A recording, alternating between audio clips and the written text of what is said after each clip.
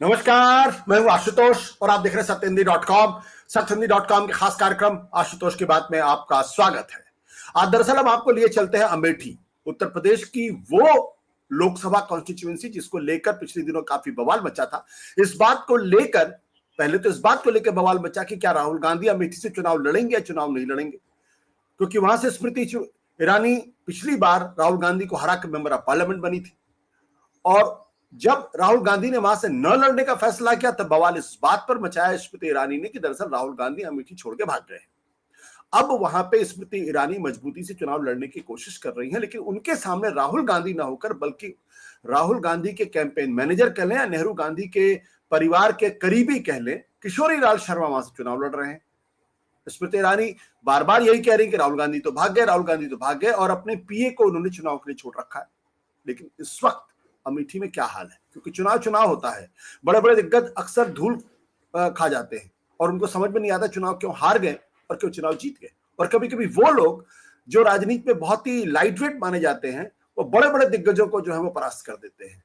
तो इसलिए अमेठी का हाल क्या है ये जानने के लिए शीतल जी इस वक्त अमेठी में मौजूद हैं। लगातार लोगों से बातचीत कर रहे हैं, लोगों के इंटरव्यूज ले रहे हैं, लोगों से संपर्क में हैं, उनसे ही जानने की कोशिश करेंगे। शीतल जी, क्या लग रहा है इस वक्त अमेठी में आपको? भाई अमेठी बहुत सरप्राइज देता हुआ लग रहा है, क्योंकि जब ये फैसला आया था कि किशोरी लाल शर्मा जी लड़ेंगे राहुल गांधी जी की जगह इस बार चुनाव में, तो मैंने भी कहा था उस समय के कार्यक्रमों में, और मुझे ऐसा लगता था कि ये वॉकओवर दे दिया गया है बीजेपी को। ये कांग्रेस ने जो फैसला लिया, ये फैसला राजनीतिक रूप से थोड़ा डरा हुआ सा फैसला है, और मुझे ये लगता था कि ये बहुत ही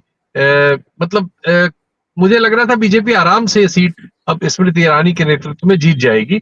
जिस समय ये फैसला आया था उस दिन मेरे दिमाग में एक ख्याल आया था और मैंने ये व्यक्त भी किया था विभिन्न कार्यक्रमों में, अपने यहाँ भी और जहां और जगह मुझे मौका मिला ये व्यक्त करने का।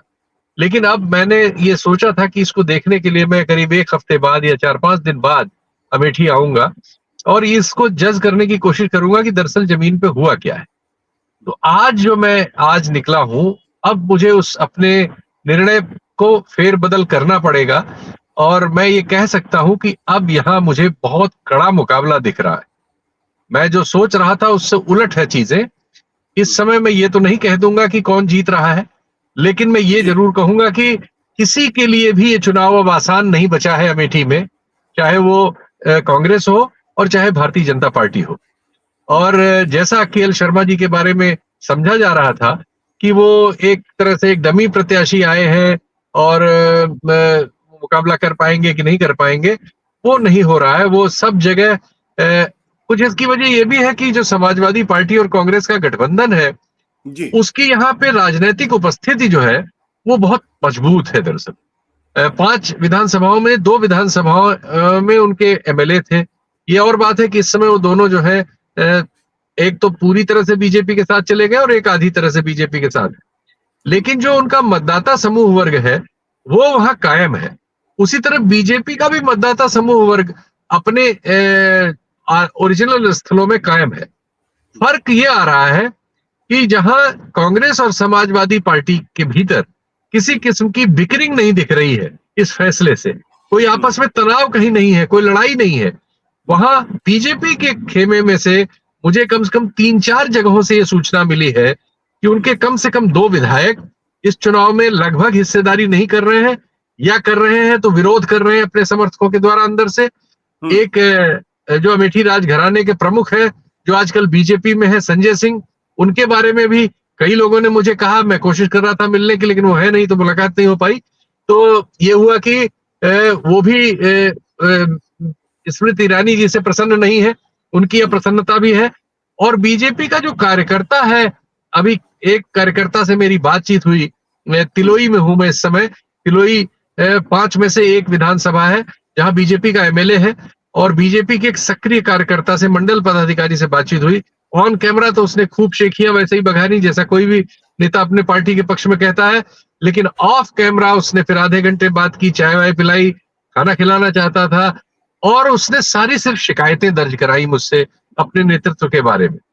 तो इससे मुझे लग रहा है कि ये चुनाव जो है अप्रत्याशित तौर पर बदल रहा है।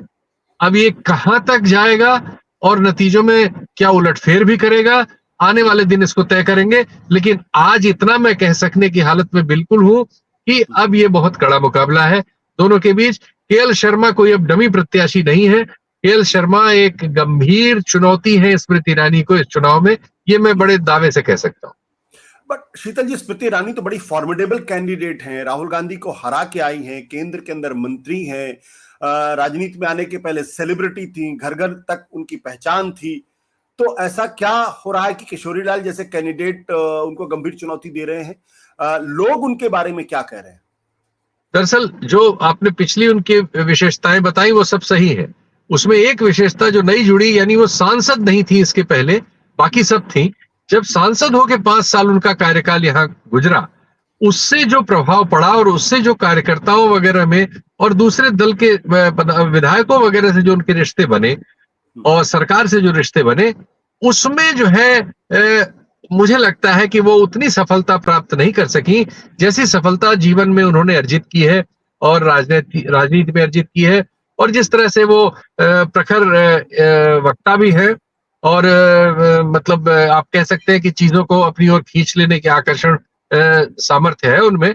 लेकिन बहुत सारी चीजें और भी होती हैं इसके अलावा पर्सनैलिटी में, वो शायद किसी न किसी स्तर पर लैक हो रहा है।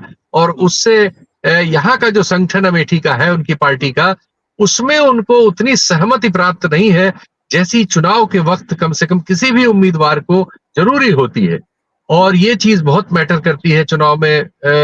अगर आपके विधायक, आपके पदाधिकारी इन सब में असंतोष है और वो सैबोटाज कर रहे हैं, तो किसी भी राजनेता के लिए जनता के बीच का चुनाव जैसा लोकसभा का चुनाव होता है, उसमें बहुत मुश्किलें आती हैं। लोग उनके बारे में क्या कह रहे हैं? जो अमेठी के लोग हैं, पदाधिकारियों को अगर आप छोड़ दें, तो जब आप लोगों से बातचीत की तो उनके बारे में क्या राय है? देखिए, बीजेपी का जो पॉपुलर सपोर्ट वोट है वो उनके साथ है।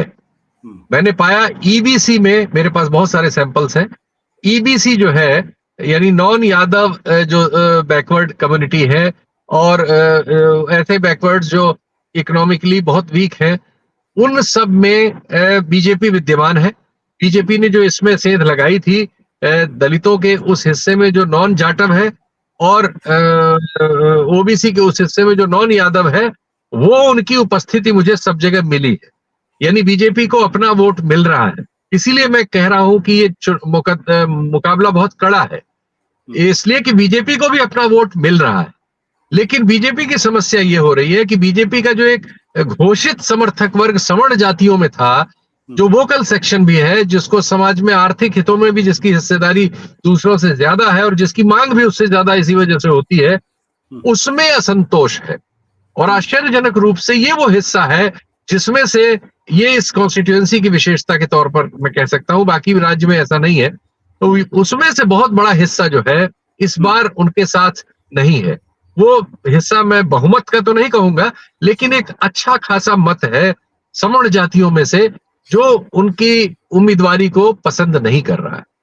तो क्या लोग इस बात को लेकर नाराजगी जता रहे हैं कि राहुल गांधी यहां से चुनाव नहीं लड़ रहे हैं और उन्होंने डिसोन कर दिया अमेठी को, या नेहरू गांधी परिवार ने डिसोन कर दिया? बिल्कुल ऐसा कहते हुए बहुत सारे लोग मिले कि अगर राहुल गांधी ने नॉमिनेशन किया होता तो ये हैंड्स डाउन इस समय जीत रहे होते, या प्रियंका गांधी आ गई होती तब भी जीत रहे होते। लेकिन फिर लोग उसको खुद ही संभाल भी देते हैं कि कोई बात नहीं, इस बार उन्होंने अपने ऐसे प्रतिनिधि को भेजा है जो अमेठी में वर्षों से अपनी सेवा देते रहे हैं, जिनका निजी तौर पर बूथ दर बूथ बहुत लोगों से संबंध है, जो इसको समझते हैं और जो यहाँ विकास के काम उनकी जगह देखते रहे हैं। तो और चूंकि वो सवर्ण जाति से भी है, सवर्णों में सबसे श्रेष्ठ हिस्सा यानी ब्राह्मण जाति से है, तो उनके नाम के पीछे पंडित किशोरीलाल शर्मा भी लगना शुरू हो गया है।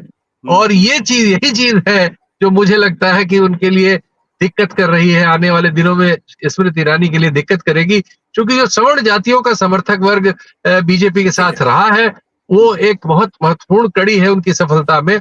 और अगर उसमें कुछ चिंक टूट के विपक्ष में जाएगा तो उनके लिए मुश्किलें खड़ी करेगा। शीतल जी, एक आखिरी सवाल है। भारतीय जनता पार्टी लगातार ये दावे करती रही है अमेठी को लेकर के, देखिए जब तक राहुल गांधी यहाँ की मेंबर ऑफ पार्लियामेंट थे तब तक अमेठी का कोई विकास नहीं हुआ, लेकिन जो स्मृति ईरानी ने 5 साल के अंदर काया पलट कर दिया, बड़े बड़े हॉस्पिटल्स खुलवा दिए, हाईवेज खुलवा दिए, सड़कें अच्छी बन गई हैं। क्या वैसा कुछ दावा सही है इसमें? नहीं, देखिए मैं तो अमेठी में आज 40 साल हो रहे हैं मुझे आते जाते। जब राजीव गांधी जी थे उस जमाने से मैं कवरेज के लिए आता रहा हूँ। अमेठी में तो बहुत कुछ गांधी परिवार ने किया है, बहुत बड़ा बड़ा किया है। सड़कें वड़कें तो सब उन्होंने नेशनल हाईवेज वगैरह में डलवा दी थी, बहुत सारी थी। ठीक है, क्योंकि इस सरकार के जमाने में सड़कों पर ही सबसे ज्यादा काम हुआ है, उसका असर नजर आता है। लेकिन कोई ऐसी बड़ी महत्वपूर्ण चीज नहीं हुई। अभी हम लोग जब जा रहे थे, हम एक बहुत बड़े इमारत के सामने रुके जो एक पेट्रोलियम मंत्रालय का की शाखा है यहाँ पर, रिसर्च वगैरह की। तो ऐसे बहुत बड़े बड़े सेल भेल गेल सब यहाँ लेके आ गए थे गांधी परिवार के लोग। उसकी तुलना में तो इन्वेस्टमेंट ला ही नहीं सकते, क्योंकि वो तो पूरे देश का आप कह सकते हैं कि क्रीम यहाँ आके काम करके पहले जा चुकी है। और सड़कें वड़कें थी, ठीक है, उनमें सब में कोलतार लगा हुआ है। कई अभी जिस सड़क पर मैं हूँ अभी नई नई बनी नजर आती है, ढंग से होती है, ये सही है। एक कुछ जगहों पे ओवरब्रिज वगैरह बनाए हैं इस दौरान, लेकिन उसके अतिरिक्त बहुत कोई ऐसी बड़ी बात नहीं हुई है।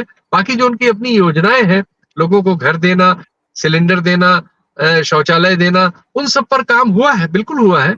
और उन सब कामों का असर उनके मत प्रतिशत में रहेगा। लेकिन राजनीतिक रूप से विजय पाने के लिए जो एक माहौल पिछली बार एक तरह से उनके साथ था, वैसा माहौल नहीं है। चुनौती है इस बार, कड़ी चुनौती। ठीक है शीतल जी, बहुत बहुत शुक्रिया बात करने के लिए, थैंक यू।